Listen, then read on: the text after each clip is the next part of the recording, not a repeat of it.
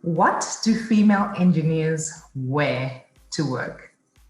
This is a common question that we're going to dive into today on the Chronicles of a Female Engineer. So, if you wonder what female engineers wear, I want to peel back the curtains on this topic.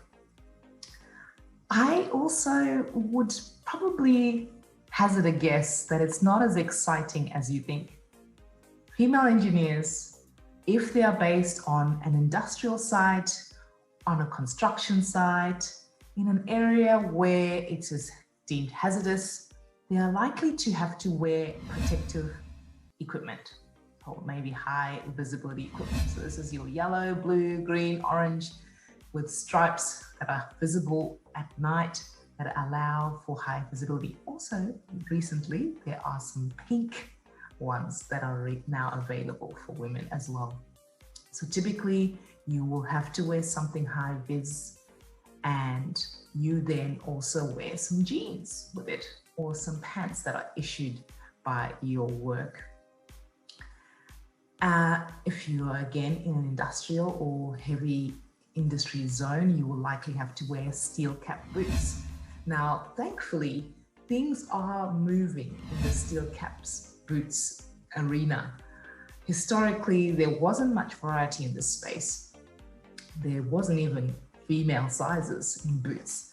But over the years, over the last couple of decades, we have seen a nice shift to women's safety footwear that is not only functional, so contains the steel caps, but is also comfortable, pretty, so think pink, purple, leopard print even, and some that also have heels.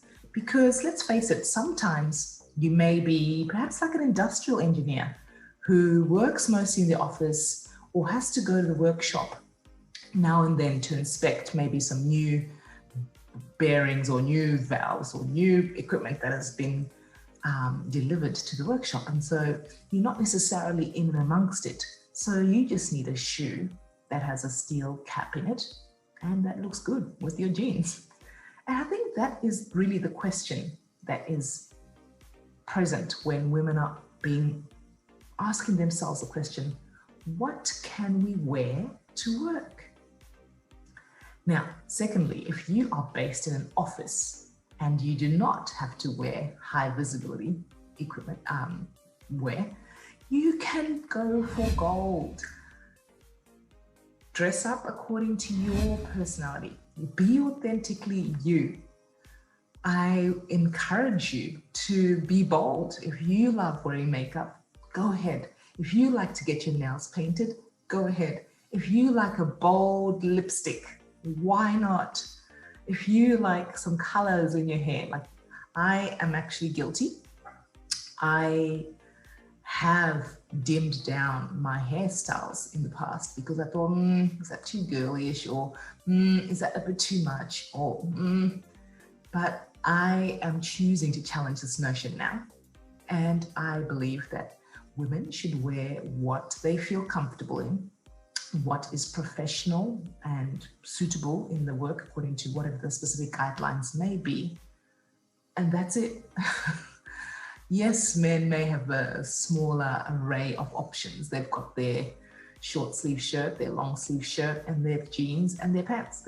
That's already got. We've got skirts, we've got pants, we've got, dresses, we've got jumpsuits, we've got anything you like. Jumpers, sweaters, jackets, so go for gold. Wear what you feel comfortable in, wear what is authentically you, and wear what is required and what is within work policies, right?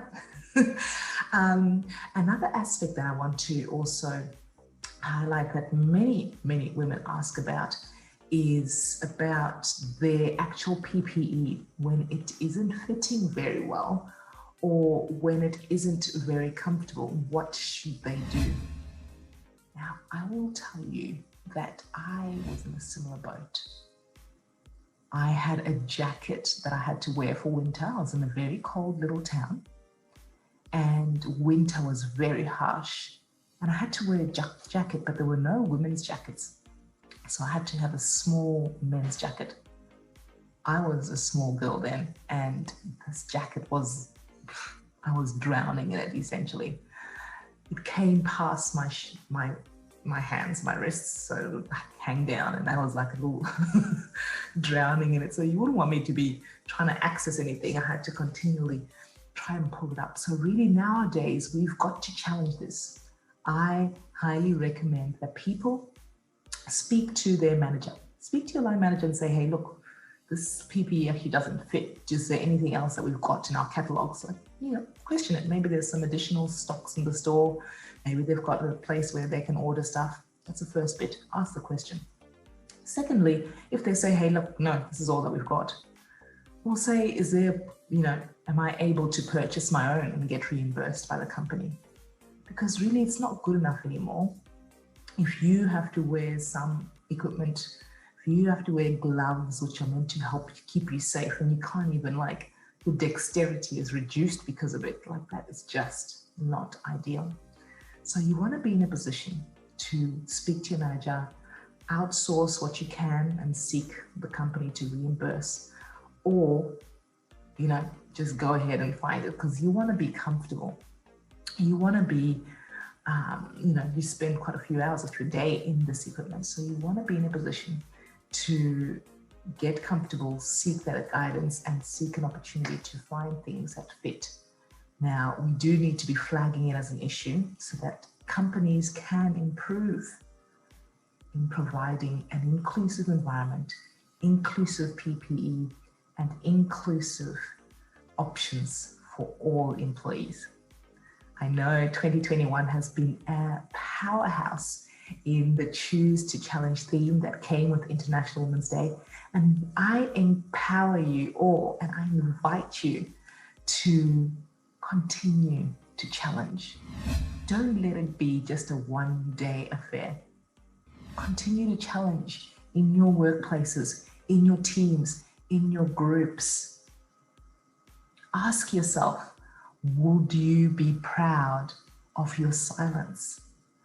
Now, those of you may have seen, I recently posted something from Lovey Ajayi Jones. Now, she's a Nigerian-American best-selling author, speaker, recent author of The Professional Troublemaker. And in this book, she talks about how to challenge inappropriate things in life, how to challenge self-doubt, how to cast away imposter syndrome, how to not be so humble in the workplace, how to not be fearful of self-promotion, how to be authentically you. And one thing she refers to is, would you be proud of your silence? If there was a meeting that occurred and something inappropriate was said, something, someone's ideas weren't taken, and then a man said it, and then it got taken, and you left that meeting and a friend asked you, hey, what happened in that meeting? And you're like, oh my gosh, you should have really seen what was said. It was so disgusting. I just couldn't believe that this happened. Your friend's like, whoa, so what did you do? If your answer was nothing, would you be proud of your silence? And I think that just really hones in what I want to implore us all to do, which is continue to challenge. Continue to challenge. That's the only way we can get sustained change in all our small pockets, and slowly we see a revolution come to pass. I hope you've enjoyed this episode of Chronicles of a Female Engineer. I want you to DM me on Instagram, find me on LinkedIn, Facebook, Brenda Den Weston. Let me know what your thoughts are. Comment in the video below, subscribe, and keep in touch so I can know that you are enjoying these episodes and you're finding them helpful. Okay, have a good day.